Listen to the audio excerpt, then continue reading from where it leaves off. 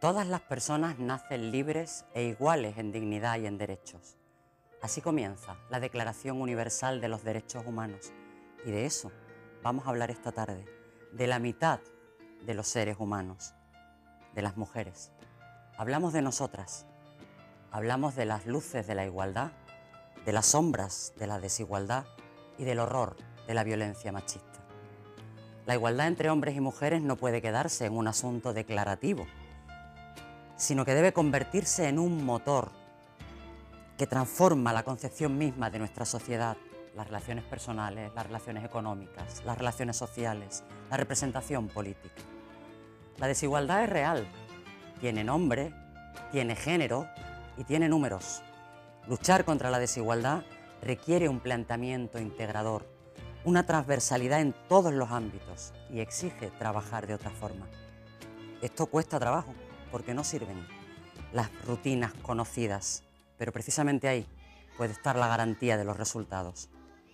Y por otra parte, nuestra sociedad no podría soportar que cada año 50 personas fueran asesinadas por la violencia terrorista. Pero entonces, ¿por qué admite que cada año sean asesinadas 50 mujeres? De esas cosas vamos a hablar esta tarde y les invitamos a que nos acompañen. Vamos a hablar, como siempre, con personas diversas, aunque sospecho que en la cita de esta tarde va a haber más tertulia que debate. Sospecho que vamos a estar muy de acuerdo en muchas cosas. Empiezo presentándoles a los invitados que nos acompañan esta noche y a las invitadas, que son mayoría en este caso. Antonio Luis Girón.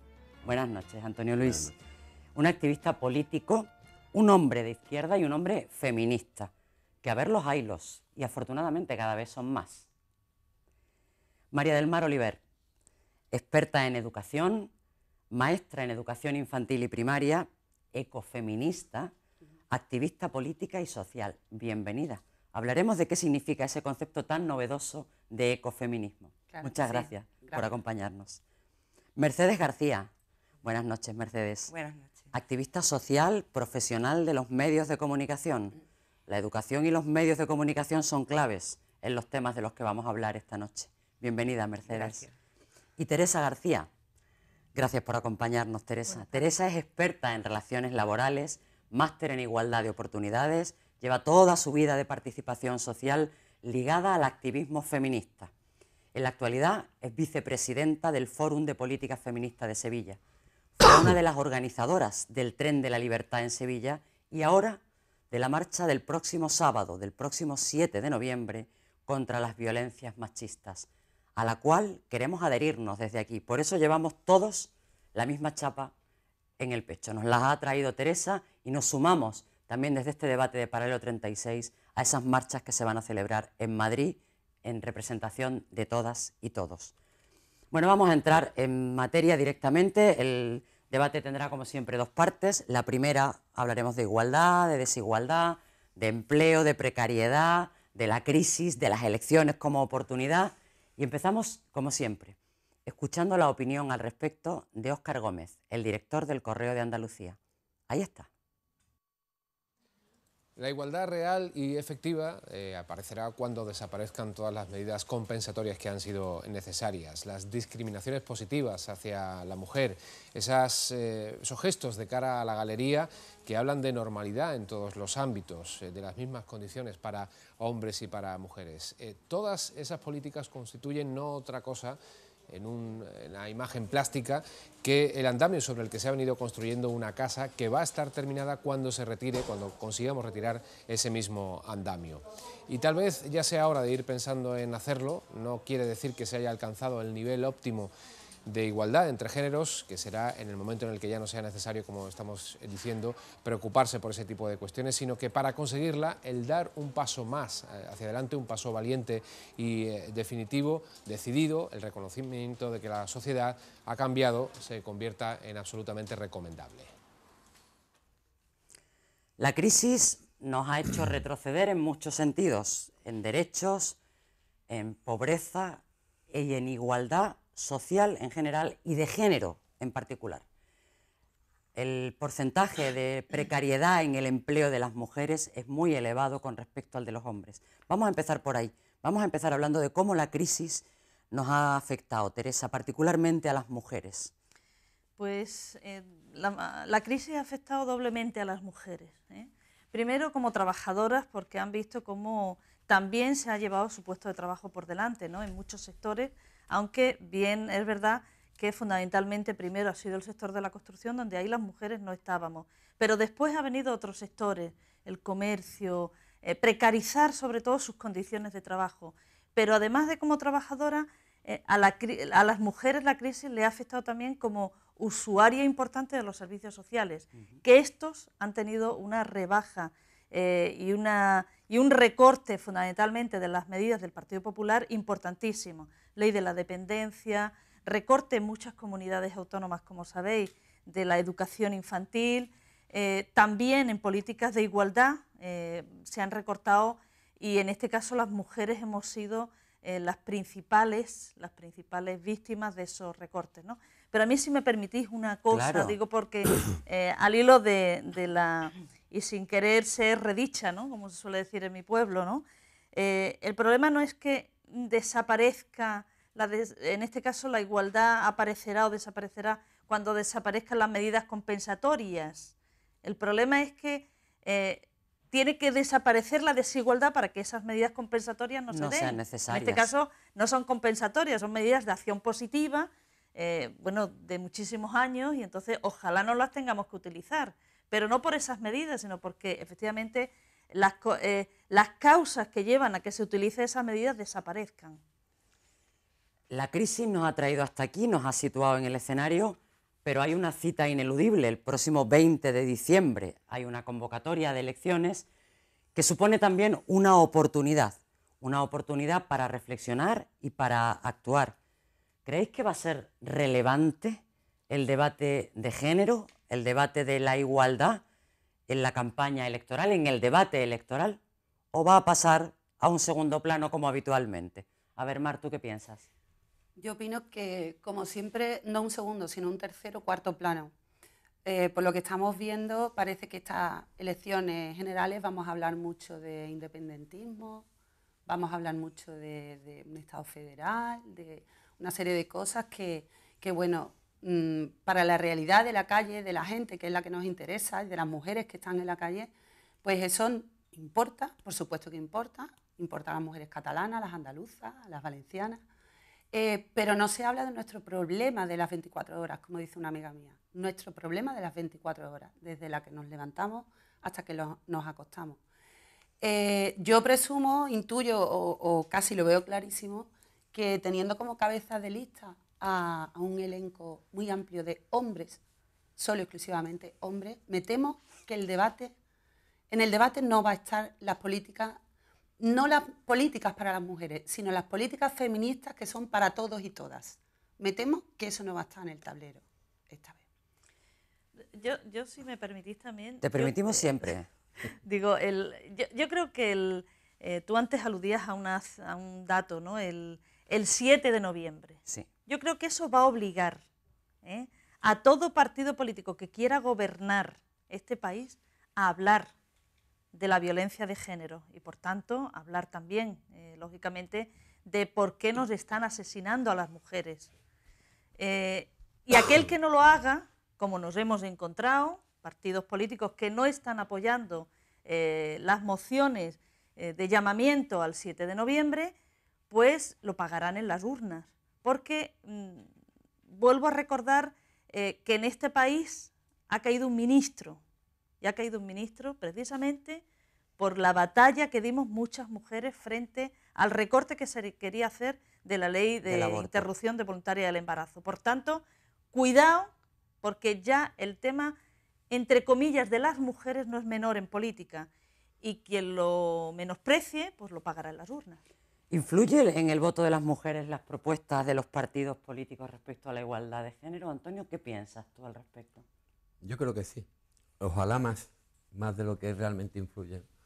Pero volviendo al tema de lo que está esperando, bueno, que tiene relación tanto a la primera como a la segunda pregunta, yo creo que precisamente el tema de la mujer o el feminismo, la lucha por la igualdad de derechos y todas estas cuestiones, ha sido una de las paganas de la crisis, no solo por las medidas que se han tomado, sino porque temas como el de la ecología, o el feminismo, o el de las comunidades autónomas, el autogobierno, yo creo que han sido los temas que han pagado la crisis más que otros, porque se han presentado como auténticos lujos. O sea, la crisis económica ha sido tan dura que quien ha gobernado ha utilizado la excusa de que si no tenemos para empleo para 5 o 6 millones de personas, si no tenemos para el subsidio de desempleo, si no tenemos para las necesidades básicas de la población, ¿cómo nos vamos a preocupar de los temas ecológicos, de los temas de la dependencia, etcétera, etcétera? Que al final muchos de ellos son temas que soportan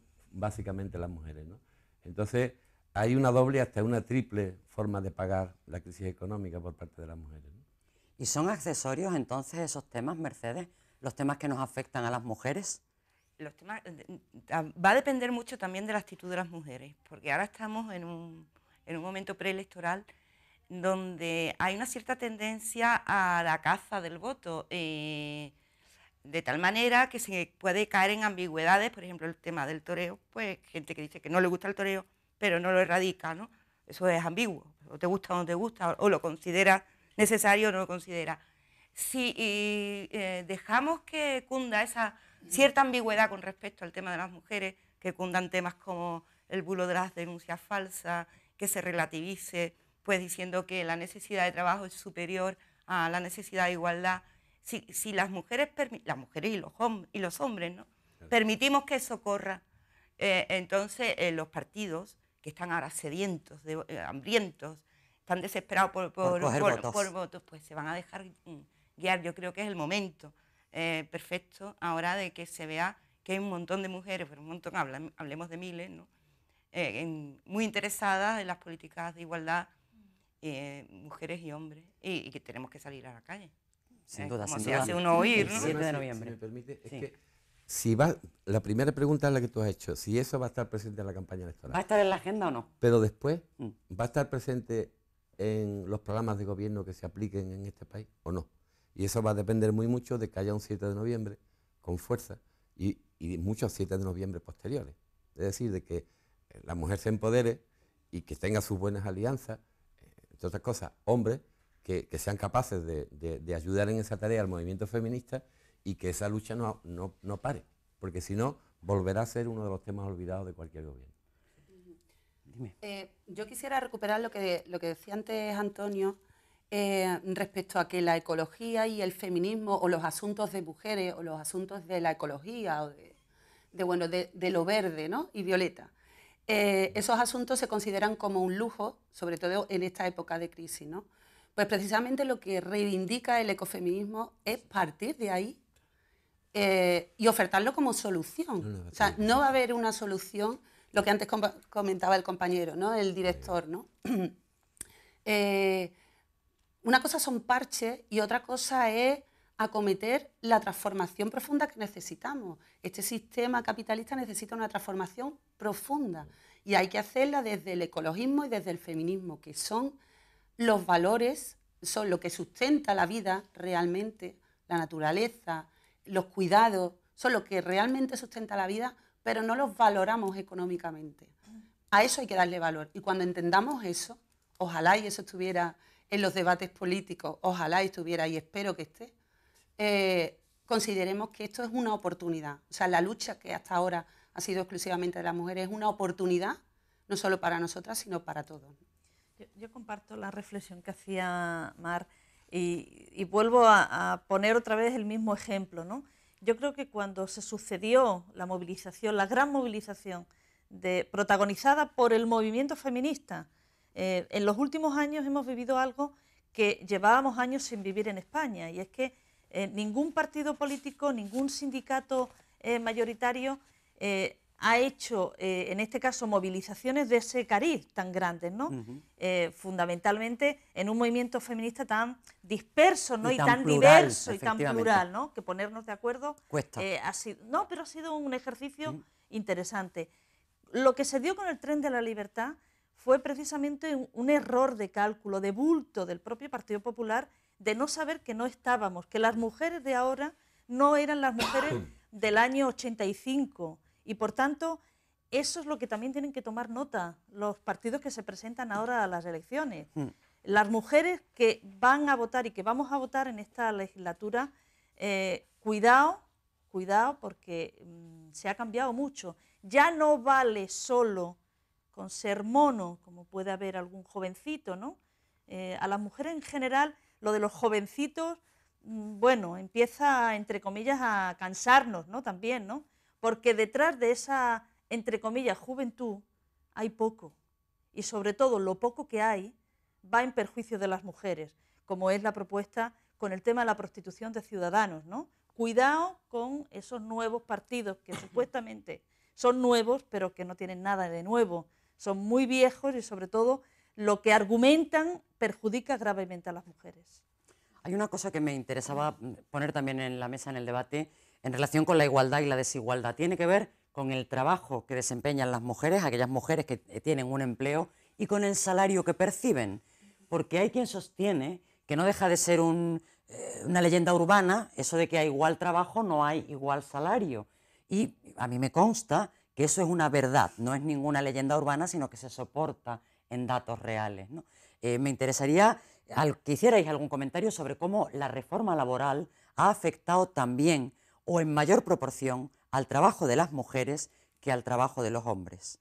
Si es que creéis que realmente es así o podéis llevarme la contraria, faltaría más. Claro, una reforma que va contra el indefenso pues va a repercutir en la parte más indefensa de los mismos indefensos, pero de todas maneras es normal que la gente no perciba la brecha salarial, porque no sabemos lo que gana cada una de las personas que nos rodea, pero basta mirar en determinados oficios. O sea, ¿quién está limpiando escaleras u oficinas? ¿Cuántos hombres veis limpiando oficinas? Pues son trabajos de subcontratas, son trabajos recurrentes en tiempos de crisis, igual que el trabajo doméstico. Hay que montarse en un autobús a las 7 de la mañana para ver quién va montado en un autobús a las 7 de la mañana. Sin duda. Y van montadas mujeres mayores. ¿De dónde vienen? O a dónde van, porque también vienen de cuidar por las noches a personas enfermas, ¿no? De dónde vienen y a dónde van. Y hay mujeres mayores que incluso están en edad de estar jubiladas, ¿no? Y están yendo a trabajar. ¿Por qué? Pues porque son núcleos familiares donde se van los sueldos y donde tiene que el ama de casa o la mujer ya de más edad volver a salir a la calle sin currículum, sin nada, a trabajar en lo que hay. Entonces, tú no puedes percibir la brecha salarial, pero sí la desigualdad de oficios. Lo puedes mirando en la calle, ¿no? Bueno, y la brecha salarial también. Recientemente, esta semana, hemos conocido el informe de la Unión Europea que siento decirles a todas las que nos están viendo que desde el miércoles hasta final de año vamos a trabajar gratis. 52 días. O sea, trabajamos gratis ya para el Estado, ¿no? Como si no lo hiciéramos ya con muchas cosas nuestras, ¿no? Por lo tanto, eso no es una leyenda urbana. Me consta, pero No quiero es una que leyenda se urbana. enteren las Estamos personas que nos hablando, ven. no solamente está la administración pública, que puede que haya, bueno, pues ahí hay más igualdad, aunque habría que ver también en la administración pública los puestos directivos, los pluses en este caso, de permanencia o de disponibilidad cuando nunca se utilizan, etcétera, en muchas cosas, ¿no? Pero sobre todo un sector privado, como decía Mercedes, importantísimo en este país, y donde el trabajo a tiempo parcial ya es un hecho que es femenino. Es un hecho que es femenino, cuando esto va a tener graves consecuencias para las pensiones de las mujeres. Y no es que las mujeres estemos aceptando un trabajo a tiempo parcial porque así lo combinamos con otras cosas, no. Es que es el único que se nos ofrece en el mercado de trabajo. Y sobre todo con una concepción por parte de los empresarios de este país, en este caso bueno, pues incluso del propio responsable, ¿no?, de la COE, cuando decía, bueno, es que no hay mujeres en cargos directivos porque acaban de incorporarse al mercado de trabajo. Ese hombre no sabe lo que dice, ¿no? O sea, porque es que las mujeres llevamos empleadas y trabajando mucho más tiempo, ¿no? Pero vamos, empleadas llevamos bastantes siglos, ¿no? Entonces, bueno, cuando esa es la norma, ¿no?, que de un dirigente de la patronal, pues imagínate cuando llega al último, ¿no? Y sobre todo lo que ella decía, los trabajos que más se han precarizado en la crisis son fundamentalmente aquellos empleos en los que están y estamos las mujeres. A mí me gustaría destacar el trabajo invisibilizado, que creo que volveremos a hablar de él muchas veces, ¿no?, que es en el que no se cobra absolutamente nada, nada más que besos y abrazos con los que nos tenemos que contentar. El trabajo doméstico. Exactamente. El trabajo de casa, el trabajo de cuidado de los hijos, de los mayores, que además es un trabajo, aparte de invisibilizado, se facilita que continuemos haciéndolo las mujeres precisamente por esas jornadas parciales, por esos empleos de media jornada. Y bueno, pues en parte lo vemos como, oh, qué alivio, ¿no? Pues así me puedo ocupar de esto, me puedo ocupar de lo otro, lo cual es una trampa, porque al final nos ocupamos de 5.500 cosas, ¿no? Y cobramos los 400 euros, bueno, me incluyo, yo tengo la suerte de que no, pero la mayoría de las mujeres se ven afectadas por esto, ¿no? Y otra cuestión que yo creo que tiene mucho que ver con la segunda parte de nuestro debate, es que el hecho de cobrar menos y estar más encerradas en la cápsula familiar genera dependencia de otra persona que puede tratarte bien o no tratarte bien. Entonces, esa es una consecuencia terrible a la que se ven muchas mujeres sometidas, ¿no? Te ves metida ahí como en una especie de cárcel. ¿Me decís en un minuto, qué es lo que nos queda antes de ir a publicidad, alguna alternativa, alguna vía de salida, alguna manera de luchar contra la desigualdad? En poco más de un titular. Venga, ¿quién se atreve? Que todas y todos tenéis discurso al respecto para hacer una propuesta efectiva. De entrada, supongo que darle nuestro voto a gente que se comprometa con estas cosas, ¿no? Y que lo considere un tema de derechos humanos. O sea, que vaya a la raíz del problema, que no relativice. O sea, esos partidos tienen que abordar el tema tal como es. Es una desigualdad entre humanos y hay que tratarla como tal. Yo quiero recuperar algunas frases nuestras, ¿no?, del feminismo, ¿no? Yo creo que estamos en tiempo de erradicar y de empezar a dinamitar, aunque suene fuerte, las bases del patriarcado. Sin eso estaremos dando vueltas, estaremos como en un bucle, ¿no? Hoy estaremos mejor, dentro de 5 años peor, no. Hay que ir a la raíz, en este caso. A un cambio radical. A un cambio radical, si no, no es posible. Yo estoy contigo. Y ese cambio radical tiene que venir por dinamitar el patriarcado y el capitalismo que está sustentado en gran parte por el patriarcado. Y yo opino que la salida es el ecofeminismo, es la alternativa. Y habrá hombres que no tengan miedo, ¿no? Claro.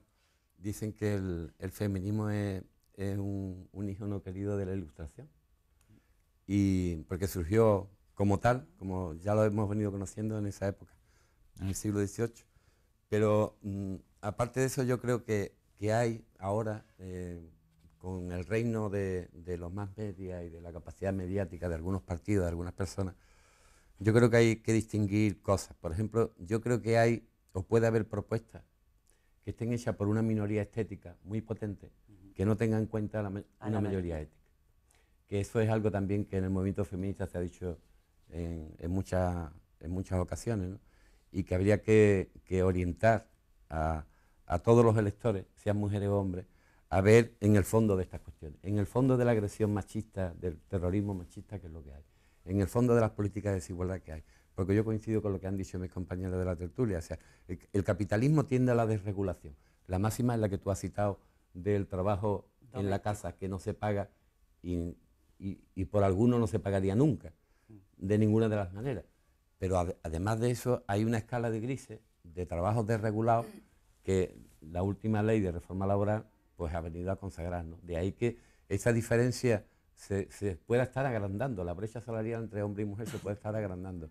Todo lo que sea de regulación al capitalismo le viene muy bien, aumenta los beneficios. Bueno, pues desde esta mayoría ética que habla en femenino estamos dispuestas a plantarle cara al capitalismo. Pero antes vamos a hacer una pausa para la publicidad y enseguida hablamos de violencia. No se vayan.